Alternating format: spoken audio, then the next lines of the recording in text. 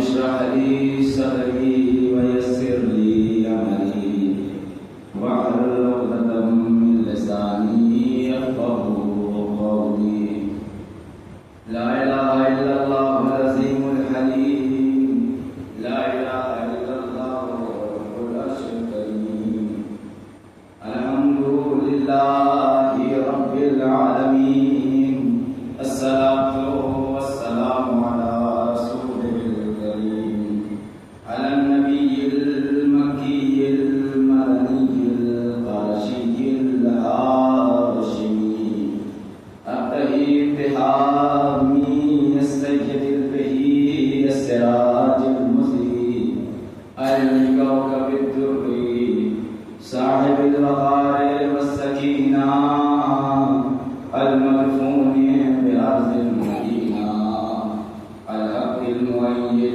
الرسول المسدد المصطفى الأمجد المحمود الأحمد سيدنا ونبينا وشفيع ذنوبنا وحبيب قلوبنا وطبيب نفوسنا مولانا ومولى الثقلين جد الحسنين بالقاسم محمد اللهم صل على محمد وآل محمد وعلى آله الطيبين الطاهرين المعصومين المظلومين ولعنة الله على أعدائهم أجمعين من يومنا هذا إلى قيام يوم الدين أما بعد فقد قال الله تعالى في القرآن المجيد وفرقان الحميد قوله الحق بالحق بسم الله الرحمن الرحيم يريدون ليطفئوا نور الله بأفواههم والله متم نوره ولو كره الكافرون صلى الله عليه وسلم اللهم صل على محمد وآل محمد بسم الله الرحمن الرحيم اللهم كل وليك المجدد الحسن صلواتك عليه وعلى آبائه في هذه الساعات وفي كل ساعة وليا وحافظا وقائدا وناصرا ودليلا وعينا حتى تسكنه أرضك طوعا وتمتعه فيها طويلا اللهم صل على محمد وآل محمد ایک ایسی سلوات پڑھیے کہ لگے کہ آپ تھکے ہوئے نہیں ہیں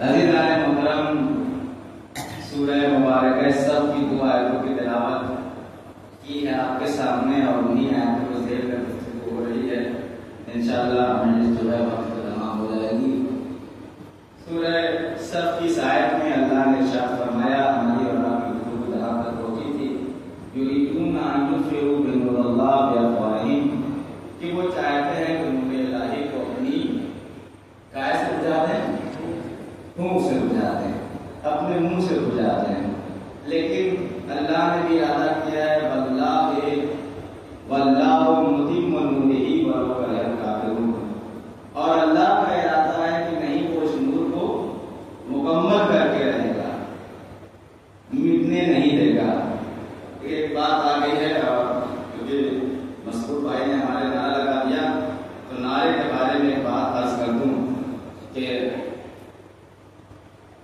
کبھی کبھی کوئی ذاکر پڑھ دیتے ہیں ذاکر لوگ نہیں پڑھتے مولانا لوگ پڑھتے ہیں سلوات پڑھ دیے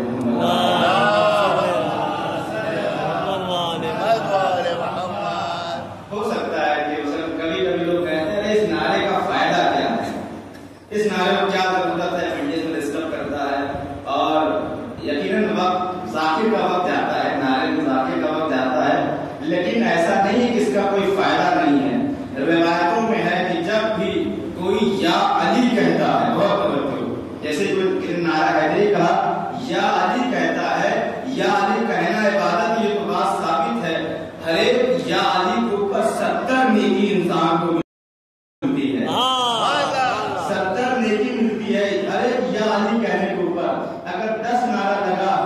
بس یا علی کا ہاتھ جوڑنا آپ کا کام ہے، میرا کام حساب کرنا نہیں ہے. یا علی کہنے کے اوپر ثواب ملتا ہے، یہ عبادت ہے. بھائی کیسے عبادت ہے، کیسے عبادت ہے؟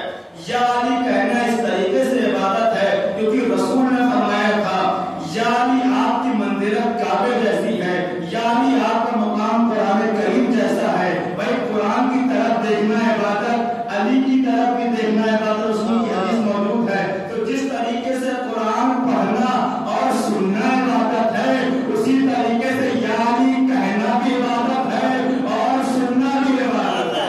شراب پڑھے محمد.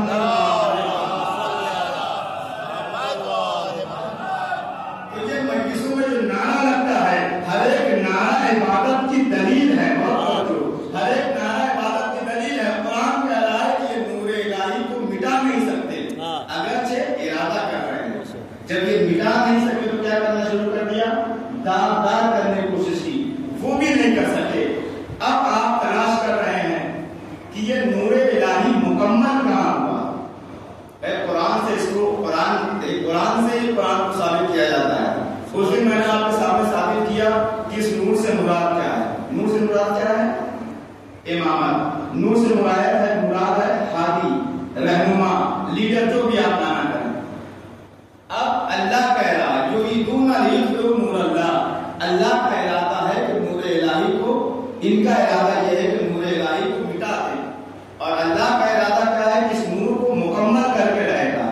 اب آپ کی بھی ذمہ داری ہے، میری بھی ذمہ داری ہے کہ ہم تلاش کریں کہ نور الہی مکمل کہاں پہ ہو رہا ہے. بھائی کہیں تو ایسا موقع آنا چاہیے کہ جہاں بھی یہ نور الہی مکمل ہو جائے. بہت توجہ، نور الہی مکمل ہو جائے. امت چاہتی تھی مٹانا، اللہ چاہتا ہے اس نور کو بچانا، اور بچایا بھی اور مکمل بھی کیا. مکمل کہاں کے اوپر ہوا؟ یاد رکھیے یہ نور کا ابتدا تو از اول شروع ہوا تھا، آدم سے لے کر کے عیسیٰ تک آیا، عیسیٰ سے لے کر محمد مصطفیٰ تک آیا. اور یہ نور دنیا مٹانا چاہتی تھی، اللہ بچانا چاہتا تھا. اللہ نے اس نور کو بچایا بھی اور مکمل بھی کیا. مکمل کہاں کیا؟ ہم نے دیکھا کڑی دھوپ میں مسلمانوں کے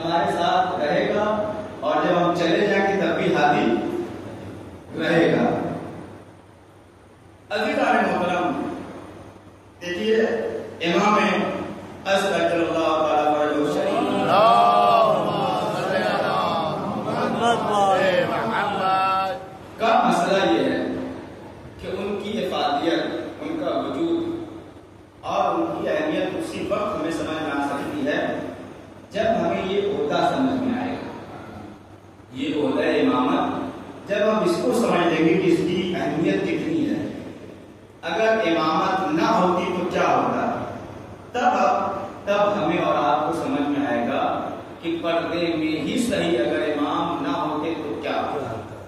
بے شک سبحان اللہ۔ قرآن مجید کی ایک آیت پڑھوں گا اور آپ کے سامنے اپنے معین لفظوں میں بسم اللہ کرتے رہنا تمام ایک سلام پڑھ دیا۔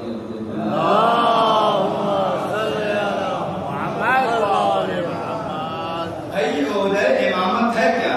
امامت سے مراد کیا ہے؟ جو ہمارے امام ہیں، جو ان کا ہوتا ہے، جو ان کی منزلت ہے، اس کا اثر اس دنیا کے اوپر کیا ہے، ہمارے اوپر، آپ کے اوپر کتنا اثر ہے؟ اگر وہ نہ ہوتے تو کیا ہوتا؟ اگر وہ نہ ہوتے تو کیا ہوتا؟ قرآن کہہ رہا ہے وَإِذِ ابْتَلَىٰ إِبْرَاهِيمَ، ہم نے ابراہیم کو مبتلا کیا بِكَلِمَاتٍ، چند کلمات کے ذریعے سے ان کا امتحان لیا، فَأَتَمَّهُنَّ، اور انہوں نے اس امتحان کو پاس کر دیا، کامیاب ہو گئے۔ جب کامیاب ہوئے تو ہم نے ان سے کیا کہا؟ ہم نے ان سے کہا ابراہیم کا انی جاعلک للناس اماما، اللہ نے کہا ہم تمہیں لوگوں کا امام بنا رہے ہیں۔ ابراہیم علیہ السلام نے جیسے یہ امامت کا یہ عہدہ دیکھا، اس کی منزلت دیکھی، اس کی عظمت دیکھی، فوراً دعا کرتی پروردگار اس عہدہ امامت کو میری نسل میں قرار دیتے، اس عہدہ امامت کو میری نسل میں قرار دیتے۔ آپ نے اس آیت کو سنا ہے، اس کو میسر بھی سنی ہوگی۔ میں جو اپنی بات آپ کے سامنے پیش کرنا چاہتا ہوں یہ ہے کہ ابراہیم علیہ السلام نے اس دعا کو امتحان کیا، امتحان میں پاس ہوئے، اللہ کی طرف سے عہدہ امامت ملا۔ عہدہ امامت ملنے کے بعد ابراہیم علیہ السلام نے دعا کر دی کہ میرے اللہ یہ عہدہ امامت میری نسل میں قرار دے دے، میری نسل میں قرار دے دے۔ حضرت امام جعفر صادق علیہ السلام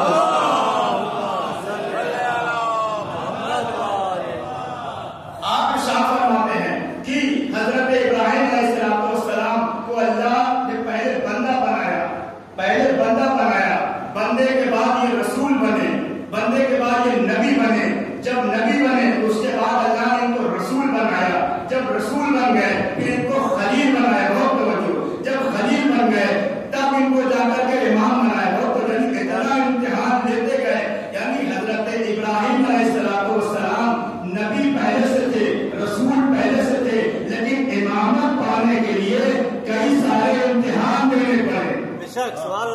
امامت پانے کی محنت نہیں رائے ہے، امامت پانے کے لیے عہدہ امامت تک پہنچنے کے لیے حضرت ابراہیم علیہ السلام کو کئی امتحان دینا پڑا، یعنی مرحلے عبدیت کو طے کر گئے، نبوت تک پہنچے، نبوت سے رسالت تک پہنچے، رسالت سے خلت تک پہنچے، خلت کے بعد امامت تک پہنچے، یعنی جب عبد تھے تب بھی تقاضا نہیں کیا کہ میری ذریت میں سو قرار دے دے، نبی بنے تب بھی تقاضا نہیں کیا، رسول بنے تب بھی تقاضا نہیں کیا، خلیل بنے تب بھی تقاضا نہیں کیا، جیسے ہی عہدہ امامت ملی اپنے لیے نہیں اپنی نسل کے لیے تقاضا کر دیا۔ بھائی یہی فرق ہے۔ اب ابراہیم علیہ السلام بھی امام ہے، ہمارے 12 امام بھی امام ہے، کیا فرق ہے ابراہیم کی امامت میں اور ان 12 امامتوں میں؟ برابر ہو گئی نہیں، برابر نہیں ہوئی ہے۔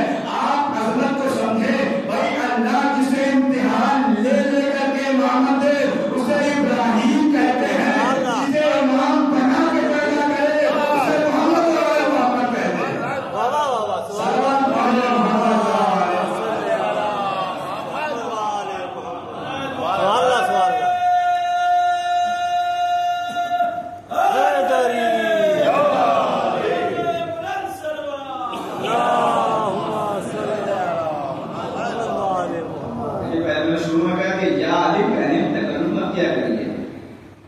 سلام عبادت سے بات اور پڑھ دیجیے۔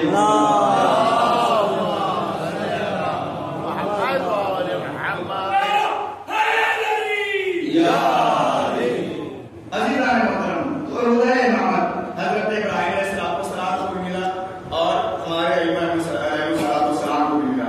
فرق اتنا ہے کہ ان کی امامت اتنے امتحانوں کے بعد ملی، ادھر اللہ نے ان کو امام بنا کر کے پیدا کیا، امام بنا کر کے پیدا کیا۔ اس کے بعد اب مسئلہ یہ ہے کہ جناب ابراہیم نے دعا کر دی کہ میرے اللہ اس عہدہ امامت کو تو نے اتنی زحمت کے بعد مجھے عطا کیا ہے، میں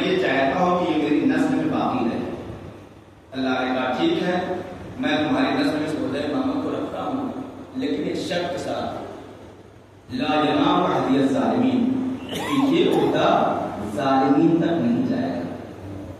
اب حضرت ابراہیم علیہ السلام کی نسل میں اس امامت کو آنا ہے، تو جو امام ہوگا یا امت ہوگی اس کے 4 گروہ ہو سکتے ہیں، یعنی ہم فرض کریں تو 4 طرح کی ابراہیم علیہ السلام کی اولاد ہو سکتی ہے۔ ایک وہ امام ہو سکتا ہے کہ جو امامت ملنے سے پہلے بھی ظالم تھا اور امامت ملنے کے بعد بھی ظالم تھا، ایک گروہ یہ ہو سکتا ہے کہ امامت ملنے سے پہلے بھی تھوڑا سا امامت ملنے سے پہلے بھی ظالم تھا اور امامت ملنے کے بعد بھی ظالم تھا۔ دوسرا فرقہ وہ ہے کہ جو امامت ملنے سے پہلے عادل تھا لیکن جیسے حکومت ملی ظالم ہو گیا۔ 2 گروہ ہو گئے۔ تیسرا گروہ ہے کہ جو امامت ملنے سے پہلے ظالم نہیں تھا لیکن امامت ملنے کے بعد ظالم ہو گیا۔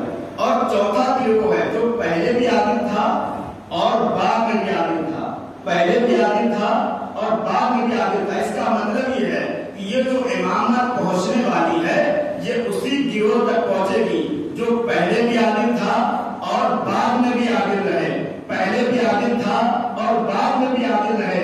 اب جو بھی اس تخت خلافت کے اوپر، اس کرسی امامت کے اوپر، دیکھیے اس عہدے کو کوئی نہیں چھین سکتا، لیکن اس عہدے میں ملنے والی کرسی کے اوپر لوگوں نے بٹھا دیا بھائی، اور تمام امت مسلمہ ان کو اپنا امام بھی مان رہی ہے۔ بس میرا سوال یہ ہے کہ ابراہیم نے کیا کہا تھا، میرے اللہ اس عہدہ امامت کو میری نسل میں قرار دے دے۔ اللہ نے کہا یہ عہدہ تمہاری نسل میں جاتا ہے، لیکن جس نے ظلم کیا ہے ذرہ برابر بھی اس کو یہ عہدہ نہیں ملتا، اس کو یہ عہدہ نہیں ملتا۔ اب میں نے تلاش کرنا شروع کیا، بھائی حضرت سرکار دو عالم کے بعد سے لے کر کے مولا علی کو چھوڑ دیجیے اور 12 اماموں کو چھوڑ دیجیے، اس زمانے سے لے کر کے پوری بنی امیہ کے امام، بنی امیہ کے بعد بنی عباس کے امام اور بنی عباس کے بعد امامت کا سلسلہ ہی تمام ہو گیا۔ یہ تو اس سے بڑا خطرناک بات ہو گئی کہ امامت کا آج امام ہے ہی نہیں۔ اب امت مسلمہ سے آپ پوچھئے کہ آپ تمہارا رسول کا جانشین کون ہے؟ کوئی ہے؟ رسول کا جانشین کون؟ یہ سوال تو ہے نا آپ سے، آپ پوچھئے اپنے مسلمان بھائیوں سے کہ رسول کا جانشین آج کون ہے؟ کوئی جواب نہیں۔ سلوات پڑھیے۔ دیکھیے بہت بڑا سوال ہے۔ رسول کی حدیث، یہ بات بھی رسول کی حدیث ہے کہ اگر کوئی انسان اپنے زمانے کے امام کو پہچانے بغیر مر جائے، اس کی موت جہالت کی موت ہے، کفر کی موت ہے۔ تو مسئلہ پہچاننے کا تب آئے گا جب امام ہوگا تب نا۔ یہاں تو مسئلہ یہ ہے کہ مامون رشید اور ہارون رشید اور منصور کے بعد اب کوئی امام ہی نہیں بچا، امت آج بغیر امام کے ٹہل رہی ہے۔ عزیزان محترم، تو اب 4 گروہ بنے۔ ایک گروہ جو ظلم پہلے بھی ظالم تھا بعد میں بھی ظالم تھا، ایک گروہ جو پہلے ظالم نہیں تھا بعد میں ظالم ہو گیا، تیسرا گروہ جو پہلے ظالم تھا بعد میں عادل ہو گیا۔ اللہ نے کہا کسی کو ایک ذرہ برابر کسی کو بھی یہ امامت نہیں دیں گے جس نے ذرہ برابر بھی گناہ کیا ہو، ظالم رہا ہو۔ ظالم قرآن کی نگاہ میں وہ بھی ہے جو ایک لمحے کے برابر کافر رہا ہو، ایک لمحے کے برابر اس نے خود اختیار کیا، وہ بھی ظالم۔ ایک بھائی بھی صحیح، ایک گھوٹ بھی صحیح شراب پیا ہے وہ بھی ظالم، ایک دن بھی صحیح اس کھانے میں گیا ہو وہ بھی ظالم۔ اب آگے خلیفاؤں کا ہاتھ دیکھتے ہیں، کوئی 30 سال کے بعد مسلمان ہوا، بھائی آدھی سے زیادہ زندگی شراب کھانے میں گزر گئی اور امت